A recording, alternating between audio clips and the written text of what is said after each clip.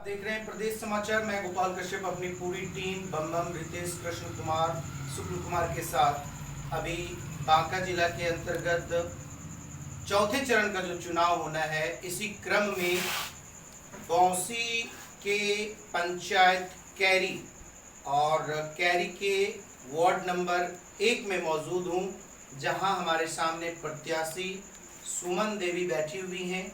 विगत 5 वर्षों का कार्यकाल इन्होंने पूरा कर लिया है और स्वाभाविक है, बिहार सरकार ने पंचायती राज में जो योजनाएं फलीभूत की है, जो योजनाएं दी हैं, क्या उन्हें इन सदस्यों ने, जिन्हें इनकी जनता ने चुनकर इन्हें ये कार्य करने का भार दिया है, इन्होंने किया अथवा नहीं किया, इसकी जानकारी प्रदेश समाचार की पूरी टीम अभी हर पंचायत का दौरा कर रही है और हर पंचायत के गली कस्बे का यह रिपोर्ट लेकर आम जनता तक और बिहार सरकार तक, जिले तक, प्रखंड तक पहुंचा रही है। आइए इसी कड़ी में मैं सुमन देवी, कैरी पंचायत की वार्ड नंबर 1, जिनको इस बार तितली छाप मिला है, प्रत्याशी का जो छाप है और यह क्रमांक संख्या 7 पर है,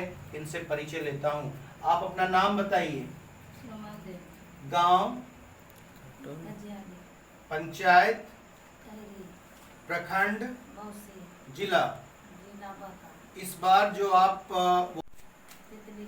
और क्रमांक संख्या 7 है, तो क्रमांक संख्या 7 पे है। सुमन देवी ने भी बताया, मेरा छाप इस बार तितली छाप है और क्रमांक संख्या 7 है।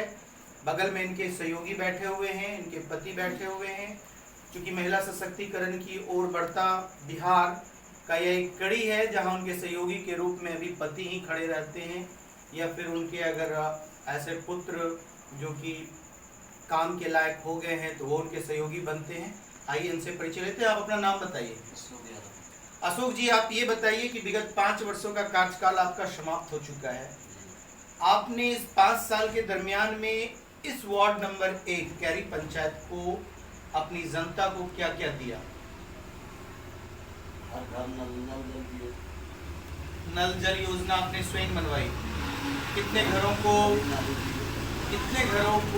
ये जल नल योजना जो है वो मिल रही है? 150 घर को। जरूरत भी है और जरूरत अभी थोड़ा सा 18-19 का योजना है। जी हाँ। कहीं पाइप में पानी घुस गया, कहीं रोड साइड में पाइप है वहाँ लीक हुआ है। अच्छा, इसके बाद मान लिया जाए अगर आप इस दूसरे पंचवर्षीय कार्यकाल में आते हैं, तो जो ये बची हुई काम है आपके जनता की, क्या इसे आप फिर से करेंगे? पूरी करेंगे। इसके अलावे सड़क, गली, नली योजना थी सरकार की, अप्रोच रोड को मेन सड़क से जोड़ना। तो आप ये बताइए कि आपने इस क्षेत्र में तकरीबन कितना काम किया है सड़क में? हाँ,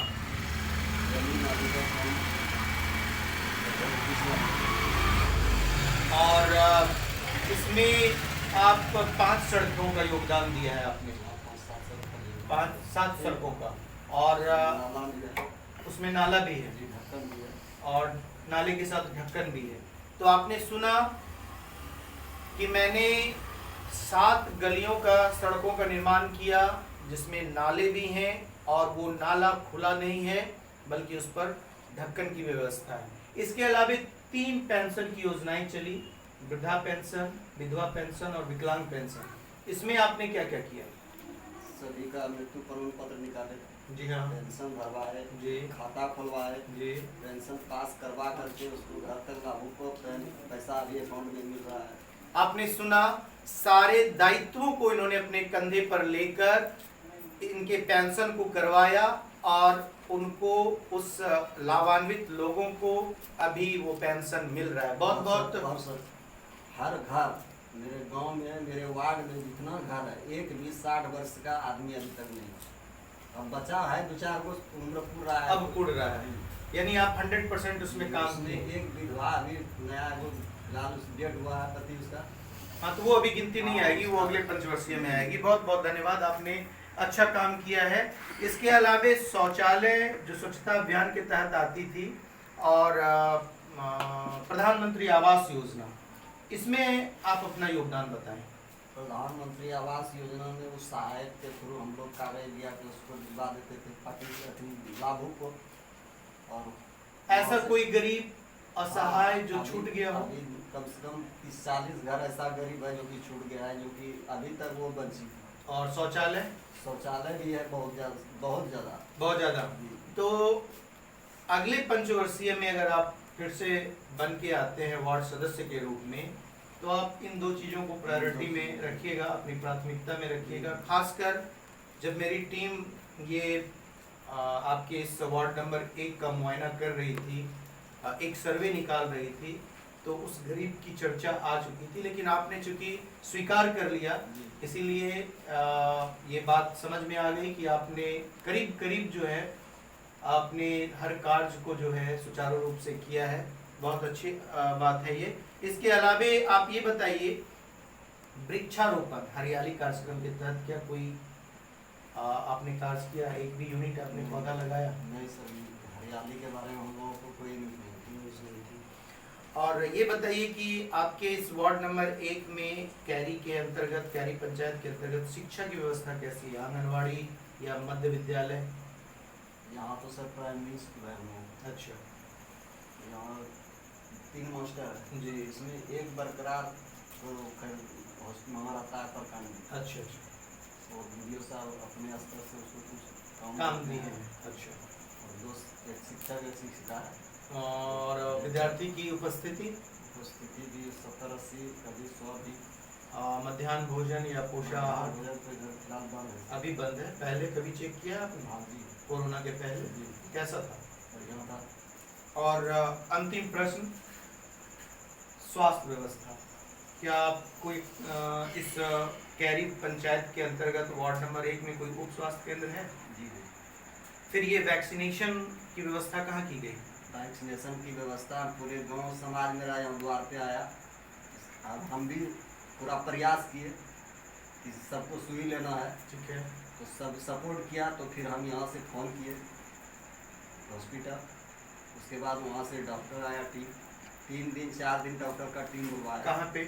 स्कूल में। स्कूल के आपने सुना स्वास्थ्य व्यवस्था के तहत उप स्वास्थ्य केंद्र यहाँ नहीं है, फिर भी अशोक यादव जी ने व्यक्तिगत रूप से पूरे समाज को एकत्रित करके एक टीम बुलवाई और उस टीम को आंगनवाड़ी केंद्र,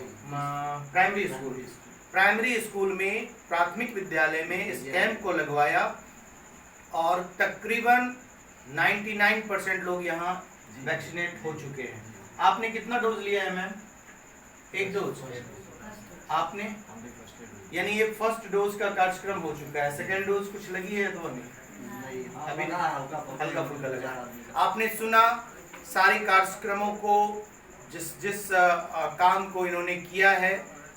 हमारी यह कोशिश रहती है कि हर उस काम को जो है हर जनता के सामने, बिहार सरकार के सामने, जिला के सामने, प्रखंड के पदाधिकारियों के सामने ये बात रखी जाए कि जो विकास का मुद्दा है, विकास के मुद्दे पर किस तरह से जो यहाँ के प्रत्याशी हैं, जो यहाँ के जिनको लोगों ने चुना है, किस तरीके से वो काम कर रहे हैं। इसी क्रम में आपने सुमन देवी को सुना।